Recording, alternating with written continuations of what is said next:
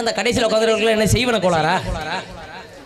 அங்கே கைதட்டி அங்கே பாரு ஒரு அப்பத்தாவை பாரு, கைதட்டிங்கிறேன், கையை இவ்வளவு தூரம் கொண்டு வந்துச்சுங்க.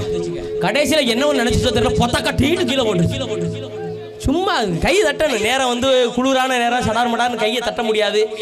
ஒரு சங்கட்டமான விஷயம் என்னன்னா, கை இந்த நேரத்தில் எல்லாம் அப்படி கவட்டைக்குள்ள தான் இருக்கும். குளிர் அப்படி இந்த மாதிரி நம்ம ஒரு மேக்கப் ரூமுக்குள்ள பொம்பளை பிள்ளைகள் எல்லாருமே மேக்கப்பை போட்டுட்டு இப்படியே உட்காந்துருக்கு.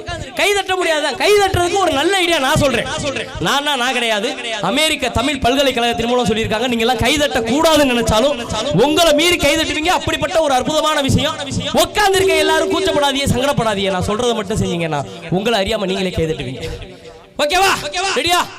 உட்கார்ந்துருக்க எல்லாரும் உங்களோட ஒத்த கையை மட்டும் அப்படி தூங்க பாப்போம். மச்சான், மாப்ள, அண்ணன், தம்பி, அக்கா எல்லாம் அங்கே உட்காருங்க. தூங்க எல்லாம் தூங்க. அப்படி தூக்கிட்டு முன்னாடி இருக்கிறவங்க முதுகுல சட்டார்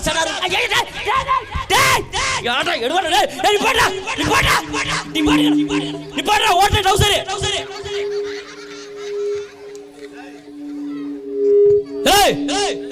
என்ன ஏன்டா அடிச்சிய? நீ தானே கையை தூக்கி சடார் மடான் அடிக்க சொன்ன. சடார் மடார்னா இங்க அடிக்க சொன்னையா? ஓ, நாங்க எழுதி சொல்லிட்டோமோ? இது என்னையா வாய்ஸ் முஸ்லிம் வாய்ஸ்? நீ தானே கையை தூக்கி